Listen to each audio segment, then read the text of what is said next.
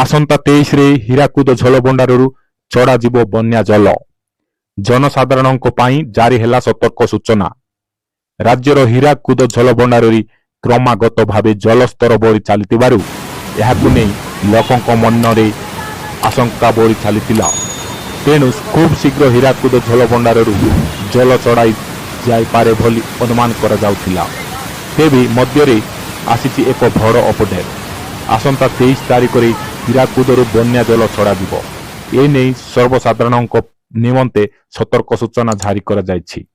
ସୂଚନା ମୁତାବକ ଆସନ୍ତା 23 ତାରିଖ ସକାଳ 9ଟା ସମୟରେ ହୀରାକୁଦ ଜଳଭଣ୍ଡାରରୁ ବନ୍ୟା ଜଳ ଛଡ଼ାଯିବ।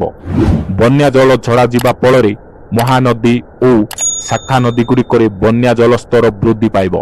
ତେଣୁ ବନ୍ୟା ଜଳ ଛଡ଼ାଯିବା ନେଇ 14ଟି ଜିଲ୍ଲାର ଜନସାଧାରଣଙ୍କୁ ଆଗୁଆ ସତର୍କ କରିଦିଆଯାଇଛି।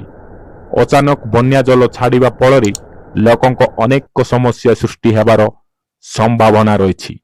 ତେଣୁ ଏନେଇ ଡ୍ୟାମ୍ କର୍ତ୍ତୃପକ୍ଷ ସତର୍କ କରିଦେଇଛନ୍ତି।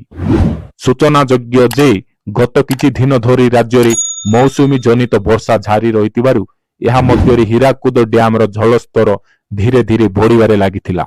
ତେଣୁ ଡ୍ୟାମ୍ ପାଣି ବଢ଼ିବାକୁ ନେଇ ଲୋକଙ୍କ ମନରେ ଆଶଙ୍କା ଜାତ ହୋଇଥିଲା। 2 ଦିନ ପୂର୍ବରୁ ହୀରାକୁଦ ଜଳଭଣ୍ଡାରକୁ ପ୍ରତି ସେକେଣ୍ଡରେ 90,121 କ୍ୟୁସେକ୍ ଜଳ ପ୍ରବେଶ କରୁଥିବା ବେଳେ 39,087 କ୍ୟୁସେକ୍ ଜଳ ନିଷ୍କାସିତ ହେଉଥିଲା। ଦର୍ଶକ ବନ୍ଧୁ, ଏମିତି ନୂଆ ନୂଆ ଭିଡିଓ ସର୍ବପ୍ରଥମେ ଦେଖିବା ପାଇଁ ଆମ ଏହି ଚ୍ୟାନେଲକୁ ସବସ୍କ୍ରାଇବ କରନ୍ତୁ। ଜୟ ଜଗନ୍ନାଥ।